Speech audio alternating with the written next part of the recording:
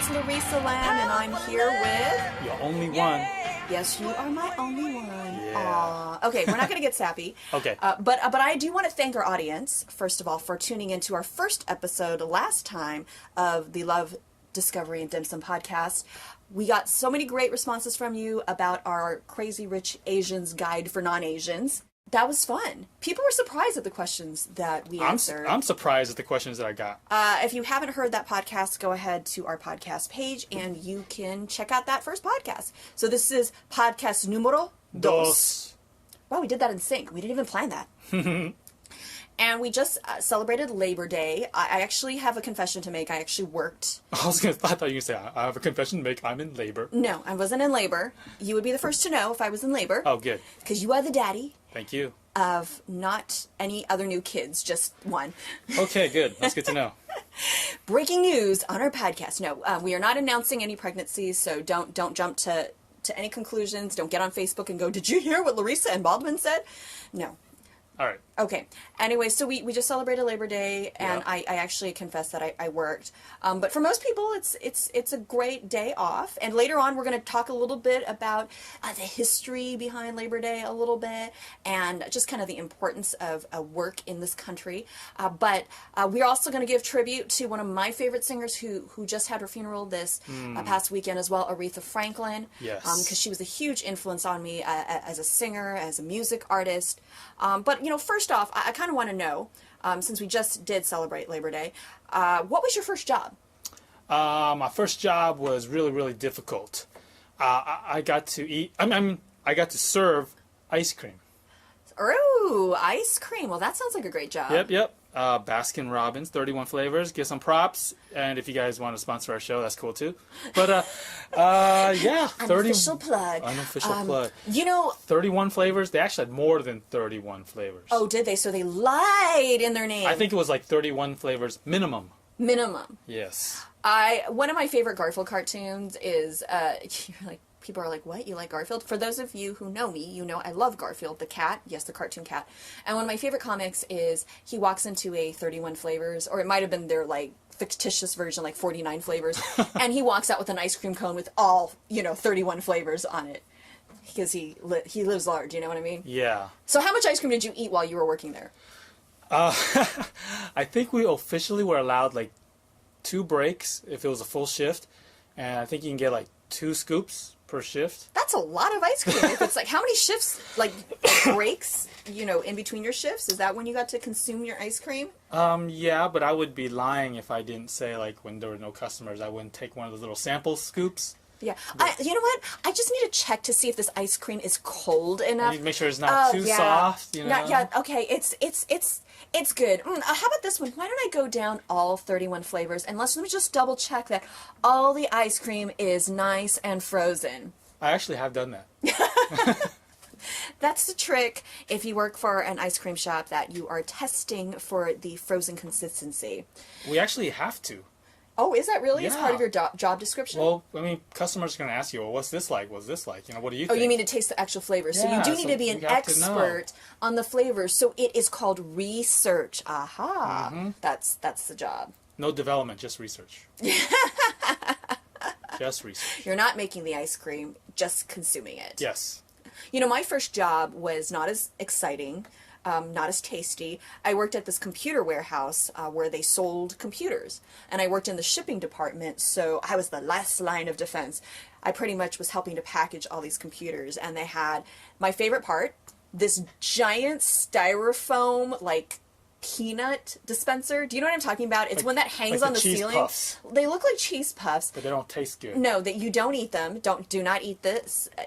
Not the same as ice cream. And you would squeeze the handle, and then you'd have the box of, computers underneath, and then you'd squeeze the handle. It'd be raining down styrofoam peanuts into the box. It was so cool. It was fun. Yeah, that sounds fun. I know it's not as fun as tasting ice cream, but that was the fun I had at my first job. But I've had some other odd jobs along the way. You know, I've had to sell the knives at one point. Okay. I've also had to sell alumni membership at my alma mater, UCLA. Woohoo! Yeah, and of course, I did a lot of internships when I was in college, working for different record companies. I worked at a studio once. That means working for free, right? Internship. Actually, one of my internships turned into a paid job because I got hired by the recording studio I used to work for to fill in for like the night manager or the office manager when she was out sick. So I actually got paid. That's pretty good back gig. in the day. Exactly, and we had a lot of well-known artists like Natalie Cole come through. A lot of older artists, and it was a fun job. Did Aretha Franklin ever come in? Did Aretha Franklin come in?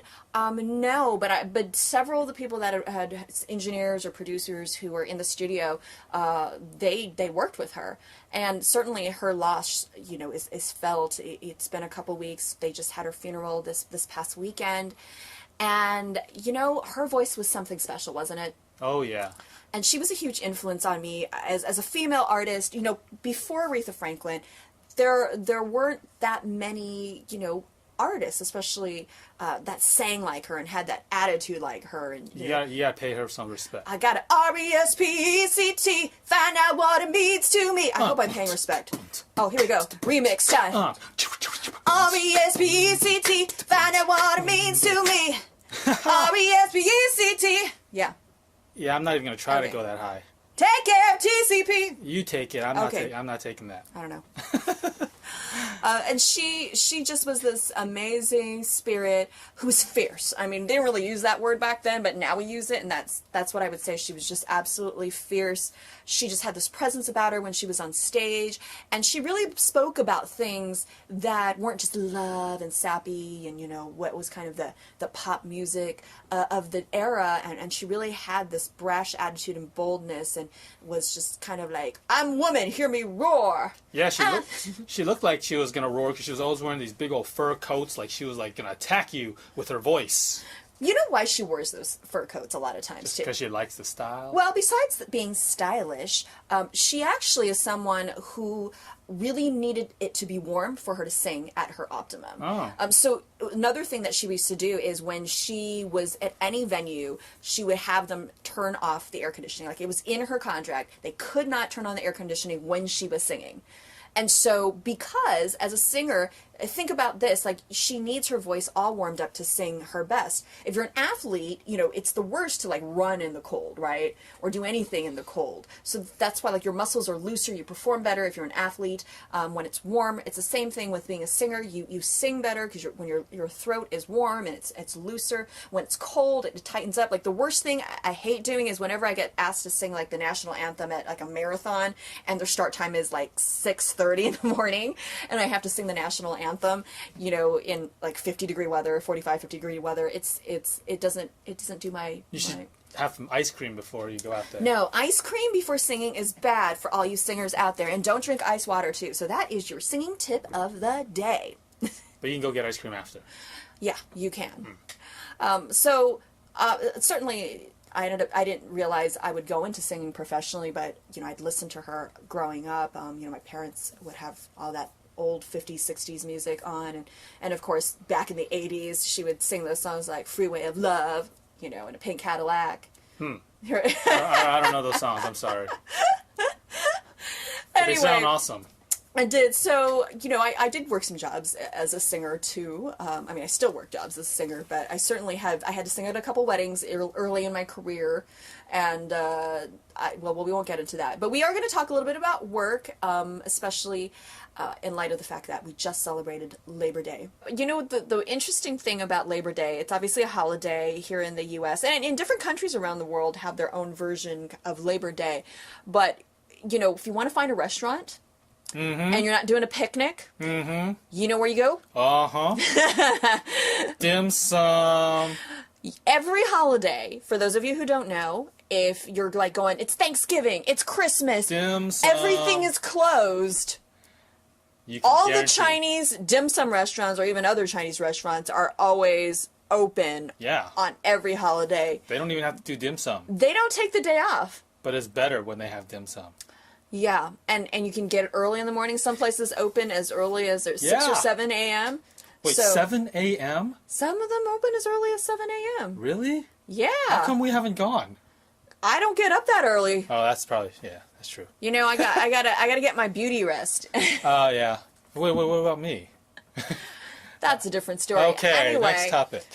So somehow we were able to work in dim sum into this conversation about Labor Day. Yes, because they are always laboring on us, for us. But you know, when I think about hard work and laborers, it reminds me of when we were in Utah this past May. That's right, my first time in Utah, actually. Same here, and we actually got the privilege and honor of attending the Golden Spike ceremony and Promontory Summit in Utah, where they had the meetings of the Transcontinental Railroad, and that was kind of a cool experience. Yeah, I mean, we've heard a little bit about the Transcontinental Railroad and how the Chinese worked on it, but like the details, like I didn't realize that there was two different like railroad companies, like a Central Railroad and like I guess it was like two the labor Central unions, Pacific. right? Well, there were two. Basically, there was like a competition going on between the East Side and the West Side. West Side. And they were basically saying like, okay, who can get to who can get to the middle and finish it first. And actually the Central Pacific side where the Chinese were working actually ended up going further and building more track than they had anticipated, and they had to go through like mountains and tunneling through. Yep. They did, throwing dynamite but That's probably a little more labor than okay, I that's usually what, do. Yeah, I did not. Good thing you did not come in the 1800s to this country. Yeah. Good thing your great grandparents didn't work on the railroads, but worked in cigar factories instead. Yeah. So they just got smoked out instead of beaten down. Although they probably weren't smoking the They were, cigars. yeah, they were. They were probably just making the They're cigars. just rolling the cigar. They got a job smoking cigars. Hey, you got to test them out, right? That's a great job. It's like my friend that was a video game tester. That's the job. Wait, you that's get not paid. He got paid That's not a job. to play video games. Okay, that is not labor intensive. Or, our friends who are film critics, right? They get paid to watch movies. Yeah, that's hard work. Especially if the movie's bad. That's hard. That's very laborious. That's torture. That's very laborious. torture. Mm-hmm. But it was a very, I think, educational experience actually going to the Golden Spike ceremony, and next year is actually the sesquicentennial. Did I say that right? Did I say that right? It's the sesquicentennial. Centennial. It's the 150th. Try saying that 10 times I fast. can't even say it one Sesquicentennial. time fast. 150th anniversary of the completion of the Transcontinental Railroad. We are planning to go back and maybe take our daughter. And if And you guys want to come with us, join us. join us. It's more going to the be merrier. a big old party up in Promontory Summit, Utah. Hey, I heard that what they're going to try to do at that 150th is they recognize all the laborers, because I think in the original historic photo, the only laborers they showed were the Irish or the They white. call it the champagne photo because they were champagne. popping champagne. But guess who's not in that picture? None of the Chinese were in that photo. All that labor that they did, and actually, there was freed slaves were on there. And I think they Yes. actually started on one side, the east side, and ended up working on the west side or something. And so There was a lot of different ethnicities. Yeah, there Native were, Americans. There were Native Americans. The Irish were a big Yep. force, and also there were Hungarians. Oh. I didn't realize I that there didn't were realize other that either. Eastern Europeans that were there working on the railroad, and I think there were 7 dwarves. Oh wait, that's a different story altogether. Yeah, no, not they 7 were dwarves. miners.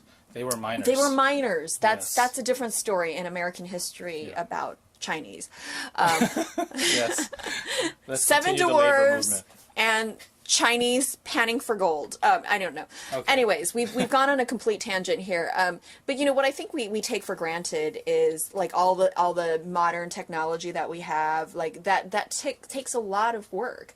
And I think a lot of the early immigrants too in this country started off as laborers. Yeah, I think that's why Labor Day started like in the late 1800s. I think the first official Labor Day started all the way back there by a bunch of American labor unions, maybe, or something like that. It is 1894 to be exact, is the day that Labor Day started. it was just basically to pay honor to everyone that was laboring, which was pretty much everyone. Basically, back in the day. people were saying, we need a day off. You're not giving it to us. Let's create a day so that we can have a day off. Let's not work 7 days a week. Let's work 364 days a year and get Labor Day off. And there's still Chinese restaurants open back in 1894 on Labor Day. Chop suey? Wait, yeah. Is that what they were making? Oh, gosh, probably.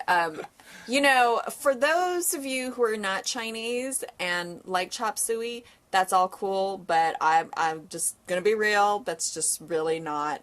That's not the best That's food. not the real... Yeah, that's not the real deal for me. But it was a real type of food. It was. I mean, they had to kind of throw it all together, and sometimes they had no choices. All food kind of comes from, like, whatever the time. It's just like gumbo, or, you know, people just threw everything into the pot, like whatever they had left over from the night before, and like, hey, this is what we're going to eat. That's why you make fried rice with leftover rice. Yeah, and like nothing's wasted, right? No. And in a lot of these cultures, because, you know, food was expensive, and it took a lot of effort to, like, farm. In fact... Took a lot of labor.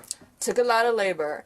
You know, a lot of people don't realize that there were a lot of farmers, you know, that of all ethnic groups that came to this country, you know, the Japanese, you know, the Chinese, the Filipinos were also very instrumental. In fact, you know, Cesar Chavez is a very, you know, well-known, you know, labor rights activist. But there was also a Filipino guy named Larry Itliong, I hope I'm pronouncing his name right, who was also this big advocate. He doesn't get as much of, like, the spotlight as, say, Cesar Chavez. So there's no, like, Larry Itliong, like, street anywhere. But hopefully one day there will be, because that would be cool. I think there's all these little hidden stories of people contributing to, you know, labor rights and advocacy that we kind of forget. And so that's what we like to talk about, discovery, here on this podcast. Yeah. We talk about dim sum, we talk about discovering new stories and cool things about people that we didn't know about. You also discovered that, through your own family story, that the Chinese were actually working on plantations after the labor, and the slave labor was freed down in the South. Yeah. A lot of the Chinese had gotten recruited after the railroads. I had no idea until we took that trip to Mississippi and learned about Chinese being on plantations picking cotton. That's just amazing. That I never learned that in high school or junior high or any school, really. You know, they were working on plantations, and then they kind of wised up, where it was like, this is kind of a raw deal. This is a lot of work for very little pay.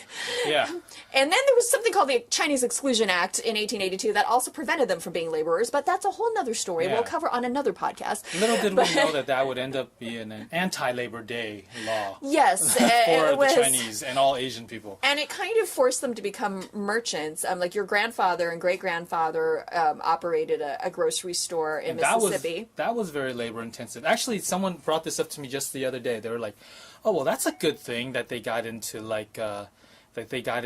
to grocery stores and small business, because isn't it better to be a small business owner than to be a laborer?" And I think we forget that back in the day, when people were doing merchants, like in China, merchants were not like the high class. It's not like, you know, over here you say, like, what do you do? I'm a business owner. Wow, that's pretty cool. You run your own business. You're your own boss, exactly. Right? Back in the day, in 1800s and earlier, it's like, what do you do? I'm a merchant, and I'm in the ghetto streets trying to sell stuff, you know? Yeah, I mean, to start a small business, I mean, even starting a small business today is a lot of hard work, but I mean, it took a lot of money and, you know, capital to invest in your store. And then, you know, we hear the stories of the people working in these grocery stores, or like, you know, laundries. 16 hours a 16 day. hours a day. They lived in the stores because they just never closed. Or they just basically closed enough to sleep, and they worked 7 days a week. And so it was grueling work to make the money that they were going to make. I mean, in the long term, kind of this discriminatory law of the Exclusion Act that prevented the Chinese from becoming laborers, sort of benefited them because these families were able, the ones that succeeded in their business, and a lot of them, you know, could reinvest that money down the line. But it took many years. Took a couple of generations. Yeah, and several generations to see kind of that fruit, where it wasn't like bam, I'm starting a business and I'm rolling in the dough. You know, they didn't have like investors, you know, putting money into startups where you can get a fancy office. They can't really file for bankruptcy and get a Keurig machine. Yeah, you couldn't file bankruptcy. Like, I'll get my debt wiped out. Yeah, then you can start all over again. None of those things were in place. So you lost your money. Everything was cash, right? Like you lost your money. You lost everything, especially as immigrants. And you didn't get loans from the bank, today. I just did air quotes and I realized everybody listening cannot see my air quotes. So I'm used to being on TV as well, so the whole podcasting thing, I realize no one can see my expressions. Hey, you have a great look for TV. I have a great look for podcasts. Oh, another Thank you. Is that a pickup line? No. Well, it's a pick down line for myself, I suppose. But another labor thing that I don't think we realize, like I used to work a lot in the winery industry. I was helping build wineries for some of the major wineries, and I didn't realize until like I studied more into it that like wow, the early Asian Americans actually dug and did a lot of farming, and they irrigated all this land that we now call the Napa Valley, and all these like underground caves. Like who digs caves just for the heck? Like I guess the early Chinese dug caves so they can put wine in it. Yeah, you pretty much go where the work, kind of goes, and I think our generation's kind of spoiled now, where we're just. Now we're busy drinking the wine that we don't know how it's been made. We just picked it up at Trader Joe's for $2. We're sitting in air conditioning, doing a podcast, speaking into a microphone, and sipping lattes. Oh, it's hot in here. I'm getting hot. No, actually, we're not sipping lattes because you don't like drink coffee. No. But I do appreciate the people that make it because it smells really good. It does smell really good. Not the Keurig operators. They're not working. The baristas? Yeah, not a Keurig operator. Baristas do good work. Shout out to the hardworking baristas everywhere.